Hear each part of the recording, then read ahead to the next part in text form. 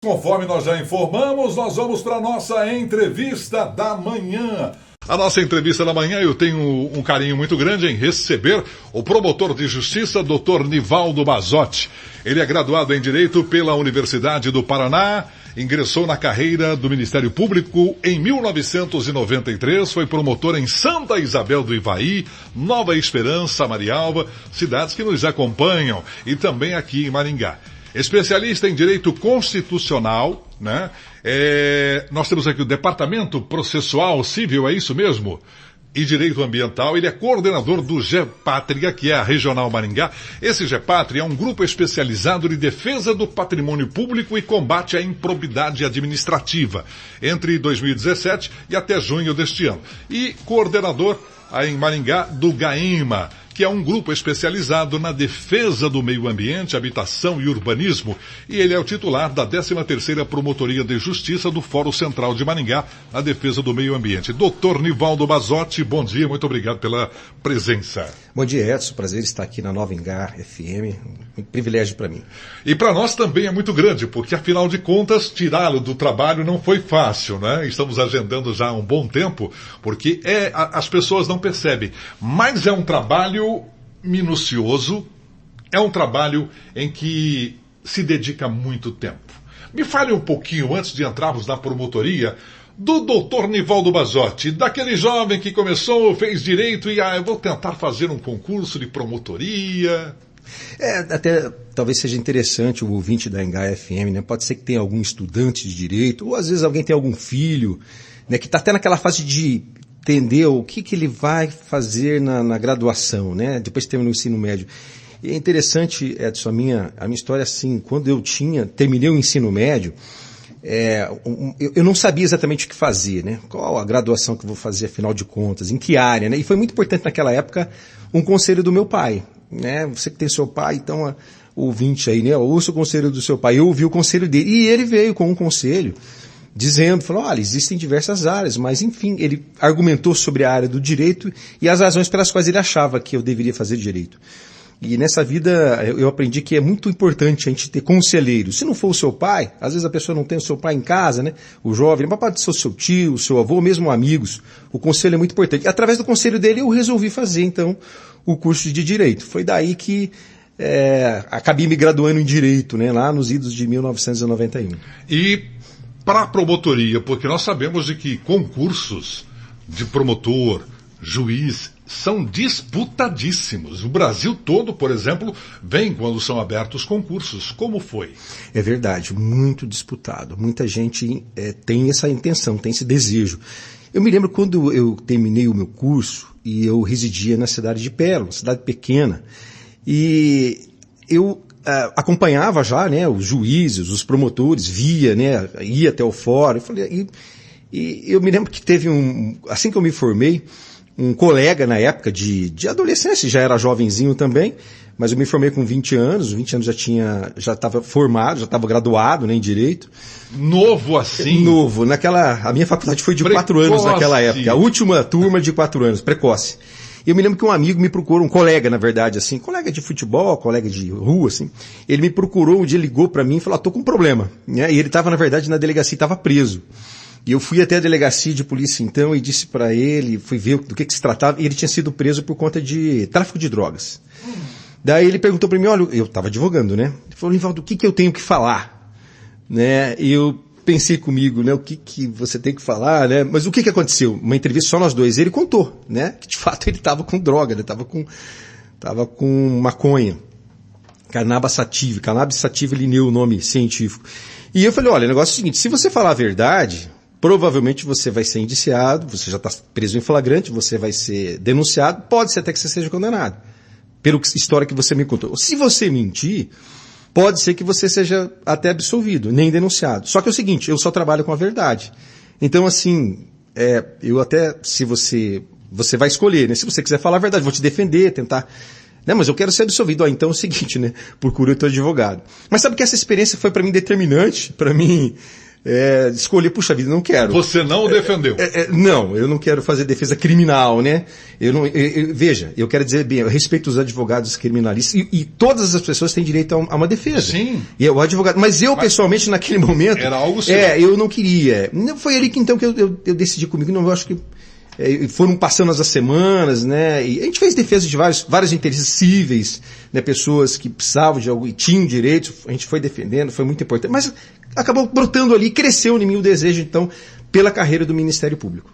E quando surgiu o concurso, me conta, é aí que as pessoas que nos ouvem ficam. Porque sabemos, muitos pais nos ouvindo agora, da dificuldade de se conseguir participar, porque são provas que ninguém tem ideia do que será distribuído naquelas provas e o país todo participa. Sim, e tem, assim, nós temos os concursos dos Ministérios Públicos nos estados e há o concurso do Ministério Federal, além do de contas, né, do trabalho, são várias carreiras no Ministério Público. Mas eu me lembro que naquela época, uma vez eu fui com o meu pai na casa de um vizinho, né, que era um amigo dele, e aí meu pai contou para ele assim, por acaso, o Nivaldo que se propôs fazer um concurso para o Ministério Público.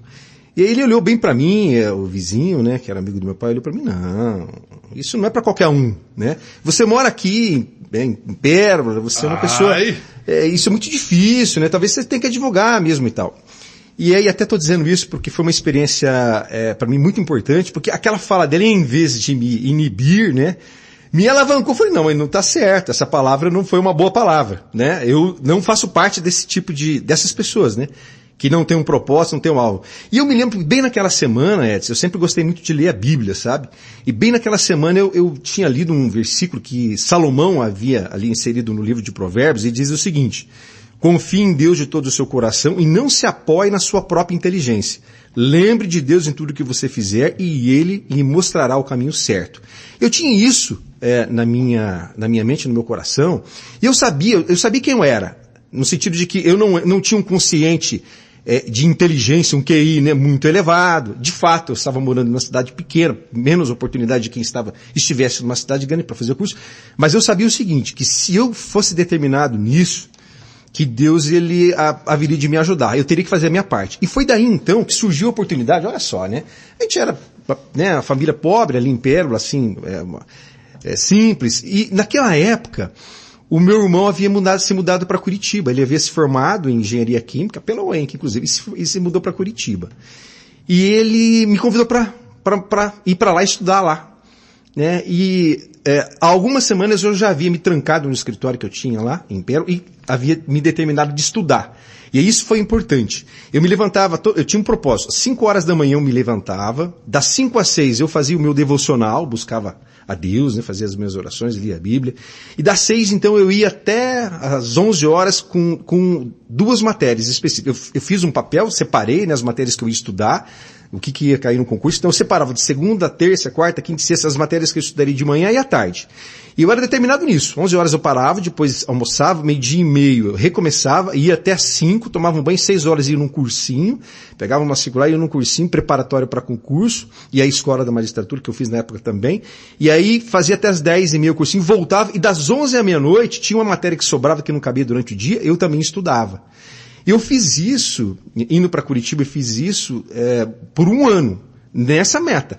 O único dia que eu resguardava, que daí eu ia até a igreja, né, ia buscar a presença, era domingo, e assim, na parte da tarde, porque de manhã também eu pegava filme para estudar. Ou seja, estava com quantos anos nessa época? Eu tinha 21 anos. Você abdicou então de todos os prazeres, vamos entre aspas, de uma vida. Eu me lembro bem que na época Fórmula 1, Ayrton Senna ainda vivo, dá aquela alegria, né? E eu gostava demais da Fórmula 1. E futebol também sempre gostei muito. Mas eu pensei, não, agora esse momento da minha vida, eu preciso centrar nesse propósito. Então eu lembro que vai ter corrida agora de Fórmula 1. Eu não ligava a televisão. Não, agora o jogo de futebol, não vou jogar futebol. Eu, na verdade, assim, centrei mesmo nos estudos. Eu fiz um propósito, eu vou estudar durante 1 ano, se for necessário 2, até passar no concurso. E eu fiz isso. E isso é muito difícil de fazer. De forma que, assim, se você... eu acreditava muito que Deus pudesse me ajudar, né? Então, Deus, eu dizia, mesmo com as minhas limitações intelectuais, QI, né? Não tão bem assim, porque na faculdade eu fui um aluno normal, né? mas eu sei que o Senhor pode me ajudar, né, se eu fizer a minha parte. E eu até tenho outro verso de Provérbios, Salomão diz assim: olhe firme para a frente com toda a confiança, não abaixe a cabeça, envergonhado. Pense bem no que você vai fazer e todos os seus planos darão certo. Fala, poxa, se Salomão, que é o homem mais inteligente do mundo, de todos os tempos, a Bíblia fala que não houve um outro homem antes dele e nem depois dele haveria mais inteligente do que ele. E ele era inteligente, não porque ele era inteligente, mas porque Deus o fez assim, né? Quando deu a opção dele fazer um pedido. Faça o pedido, né? O que você quiser pedir. Né? E Salomão, ele pediu sabedoria, né? Deus deu a ele sabedoria. Então essas frases que Salomão elenca, né, são frases que eu me apego como sendo Deus colocou no coração dele. Então se serviu para ele, vai servir para mim também. Então eu procurei sempre olhar para frente. E eu olhava para frente, eu vou passar no concurso. E foi assim que aconteceu. Depois de um ano e meio, mais ou menos, eu fui em Porto Velho, em Rondônia, eu fui em Porto Alegre, do Rio Grande do Sul, eu fui em Belo Horizonte, em Minas Gerais, eu fiz ao todo 8 concursos para o Ministério Público. E por fim, graças a Deus, foi aqui no Paraná que acabei sendo aprovado no concurso. Dia 30 de abril de 93 foi quando eu tomei posse. Eu imagino quando saiu o resultado desse concurso, como ficou o coração dos pais, do teu pai, no caso, que tanto te incentivou, e você citou várias vezes a presença do pai como uma importante educação. Sim. Foram muito, tanto o meu pai como minha mãe foram muito importantes na minha educação. Até eu sempre coloquei no meu coração, Edson, existe também um ensinamento, né, da Bíblia também que diz assim: respeite o seu pai e a sua mãe para que tudo corra bem e você viva muito tempo na Terra. Eu tinha 2 preceitos. Bom, para mim dar bem na Terra e para mim viver, ter uma longevidade na vida, eu preciso respeitar e honrar os meus pais. Isso foi um preceito que eu sempre tive no meu coração. E hoje os meus pais estão com 80 anos, cada qual, e eles foram ótimos, foram perfeitos. Eu não me lembro, nosso relacionamento sempre foi muito bom. Então, assim, eu devo muito a eles. E o fato de, penso que, tê-los tentado honrar, né? Até agora estou vivo, né? A vida tem sido longeva, né? E tem dado certo as coisas na minha vida. E eu sei que isso é essa promessa aqui que tem na própria Bíblia.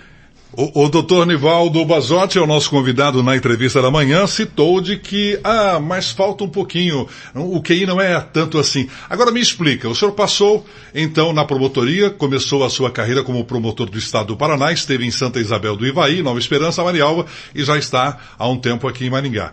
E o seu filho, de apenas 26 anos, advogado, faz um concurso no Mato Grosso do Sul e passa, e aos 26 anos é delegado. Então, peraí. É de família. Na verdade, assim... Ou ele pegou todas as dicas que você passou? Essas dicas todas a gente sempre passou para ele, né? Tanto eu como minha esposa. Desde pequenininho, a gente sempre dizia para ele, falou, olha filho, ele e minha filha, nós temos um casal de filhos. A gente sempre dizia para eles, quem é a pessoa que você mais ama nessa vida? No comecinho eles diziam, olha, a pessoa que eu mais amo nessa vida é você, papai, é você, mamãe. Eu falei, não, então, mas está errado. A pessoa que vocês mais devem amar nessa vida é Deus. Amar a Deus de todo o coração. Depois vem o papai e a mamãe. Então, a gente sempre também foi ensinando os preceitos. Esse de honrar os pais também, né? Olha, importante. Não é por conta do que eu quero, mas uma repercussão para a vida de vocês, né? Honrar o pai e mãe é sempre importante. E isso foi também crescendo no coração deles. E assim, eu me lembro que quando o Caio era pequenininho ainda, né? Camila pequenininha também. Olha só, eles tinham 6, 7 anos. E tinham as rádios, elas tinham alguns horários que tinham as informações, né? Tinha o jornal escrito, tinha as revistas, né, informativos, mas as rádios também tinha aquele momento das informações, notícias. Tem até hoje. E eu chamava ele, vem cá comigo. O quê, pai? Não, senta aqui comigo. E a gente ouvia juntas notícias de economia, de política, de coisas gerais, assim, né? Que, né, agregavam conhecimento. E eu me lembro que isso, ele achava que era chato, mas enfim, ele acompanhou isso, e ela também acompanhou. E uma coisa que a gente conversava sempre, falava, filho, a diferença entre conhecimento, entendimento, inteligência e sabedoria. Há uma diferença, e nós sempre conversamos sobre isso. O conhecimento é você agregar informação, né? Acrescentar informação para a sua vida. Então, informação analisada, compreendida, incorporada. Entendimento é quando o conhecimento passou pela análise. Você analisou aquele conhecimento e entendeu aquilo, né? Do ponto de vista moral, do ponto de vista ético. A inteligência é uma coisa menos importante. É o QI, cada um tem, né? Nasce com isso. Agora, a sabedoria, filho, só Deus pode dar. Então peça para Deus sabedoria. A própria Bíblia diz isso, né? Se alguém tem falta de sabedoria, peça a Deus que dá com alegria. Essas coisas acho que fizeram diferença na vida dele, né? E a gente teve essa alegria aí de, né? O ano passado, né? Estava com 25 anos, foi aprovado no concurso para delegado. Ele já está exercendo, está no Mato Grosso do Sul. É. Então, e a filha? Advogada, muito querida, muito esforçada, estudando, também se preparando para a advocacia pública e também no mesmo caminho. Então, é de família. Muito querida. É de família. Agora vamos trazer para Maringá. Hoje você está na Regional Maringá, na GAEMA, que é um grupo especializado na defesa do meio ambiente, habitação e urbanismo. Como funciona, doutor? Sim, o Ministério Público ele instituiu em algumas regiões do estado, e aqui em Maringá nós também é uma regional, o GAEMA, então, o Grupo Especializado de Defesa do Meio Ambiente, Habitação e Urbanismo. Nesse grupo, ou nessa regional de Maringá, nós temos 16 comarcas, 60 municípios. A atuação do GAEMA é regionalizada. Nós apoiamos os promotores de justiça que atuam, né, nos vários municípios da região, por exemplo, Marialva, Mandaguaçu, Paranavaí, Santa Isabel do Ivaí, Marialva, enfim, os municípios da região. Todos aqueles temas que dizem respeito a meio ambiente, habitação e urbanismo, que são complexos, tem um grau de dificuldade maior, então os colegas nos solicitam apoio e a gente então foca naquele caso específico para poder fazer uma análise, instruir, trazer documentação e ver qual é o problema, para apresentar uma solução para o colega. E a gente atua de forma conjunta na solução daquela dificuldade. Pode ser até, são problemas às vezes que vêm, né? Por exemplo, tem um problema de aterro, um aterro sanitário de determinado município está com problemas, onde recebe o lixo, né, orgânico. Então a gente pode atuar, né, de uma forma a verificar qual é o problema para auxiliar o colega em qual a solução. Existe também a atuação preventiva. Né? Nós tivemos aqui o que nós chamamos de Operação Percola, que foi uma operação que nós fizemos em todos os municípios, alguns servidores públicos do IAT, Instituto Água e Terra, alguns servidores da Secretaria Estadual do Meio Ambiente e também da equipe técnica do Ministério Público. Foram visitados todos os aterros sanitários, ou quase todos, da região aqui. Fizemos um levantamento, fizemos um diagnóstico, depois fizemos uma reunião em Loanda e depois outra em Maringá, convidando os prefeitos, secretários municipais do meio ambiente, para mostrar para eles, olha, esse é o diagnóstico do seu aterro sanitário e a responsabilidade é do prefeito. Então o que é que nós vamos fazer para poder resolver? Né? Nós temos essas sugestões. Quem que concorda quem resolveu o problema? Né? Vamos fazer um termo de ajustamento de conduta? E aí fomos prosseguindo, conversando, dialogando, né? E até hoje ainda nós nos encontramos mensalmente com os servidores para poder fazer a evolução de como está sendo desses... Boa pergunta, bom tema. Os aterros sanitários da nossa região metropolitana, em praticamente todos os municípios, estão de acordo ou existem aquelas prefeituras que pouco se importam? A gente percebe assim com o passar do tempo, ou com a análise do diagnóstico que nós fizemos, porque a responsabilidade é do prefeito, é da prefeitura, o município é que tem que gerir o seu aterro sanitário. O que estava acontecendo? Entrava um prefeito, tinha uma irregularidade, uma deficiência ali, ele se esforçava para tentar arrumar, e às vezes até arrumava. Aí passava um tempo, a fiscalização ela retraía, porque estava resolvido, aí entrava outro prefeito e ele meio que ia abandonando aquilo, sabe? Ia deixando meio de lado. Porque o que nós percebemos? Que as prefeituras, a maioria das prefeituras mais pequenas tem uma deficiência do corpo técnico. Então ele não tem ali um engenheiro ambiental, um técnico ambiental, não tem um servidor público que acompanha, que gerencia aquilo. Daí a gente percebeu que, na verdade, havia mesmo uma dificuldade técnica, os prefeitos sempre estavam correndo atrás para resolver. Aí se pensou na possibilidade dos municípios mais pequenos se unirem, formarem consórcios. E o Estado, então, veio com a ideia também de... se unir esforços com o município para ajudar também, né, do ponto de vista técnico e também, quem sabe, até com recursos financeiros para comprar um terreno, ajudar no projeto. Aí o IAT também entraria para então fazer aterros sanitários regionalizados. E tem acontecido, como por exemplo, Paranavaí tem um, né, alguns municípios fazem parte, estão levando para lá, ali em Loanda tem outro. Então aqui nós temos assim ideias que foram sendo sugeridas aos prefeitos para que ou eles fizessem o seu próprio, ou então se juntassem com outros prefeitos para fazer o regional, o aterro regional. A pergunta, toda propriedade tem que ter uma porcentagem destinada para florestamento, para o reflorestamento? Ou uma mata nativa, por exemplo, X% não pode mexer? A área de preservação mais importante nós chamamos de APP, conhecida como mata ciliar.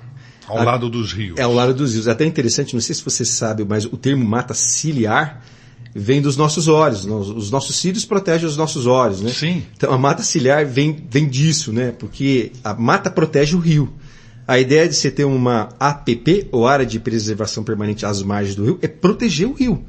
Né? Porque nós precisamos das águas, as águas que nós mesmos consumimos, as águas que os animais consomem, as águas que são usadas até mesmo na indústria.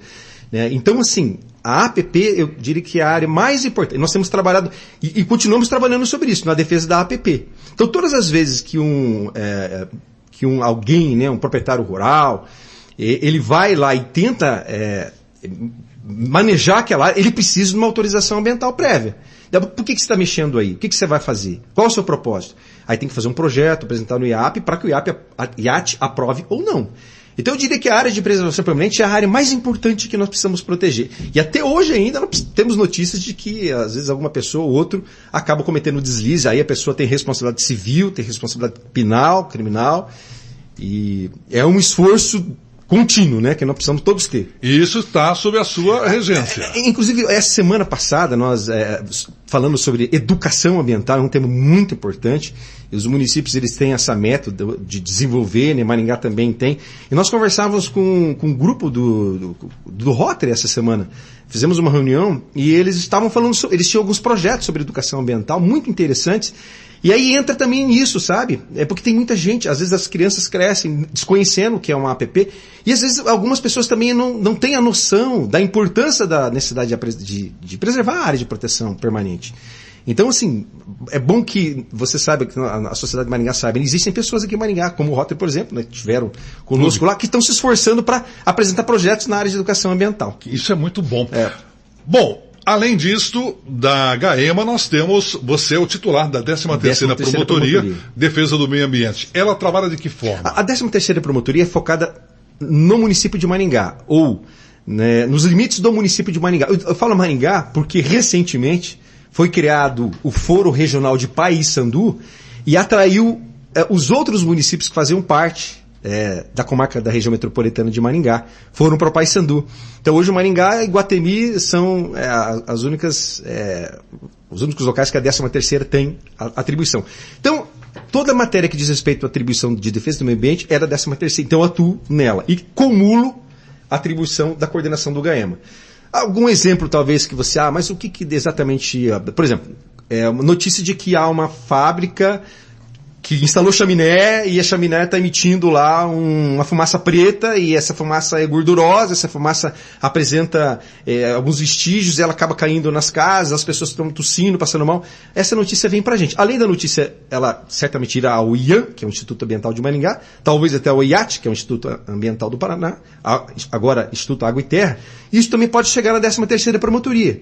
E a gente atua, porque os órgãos administrativos do meio ambiente atuam de forma administrativa, autuando e tal.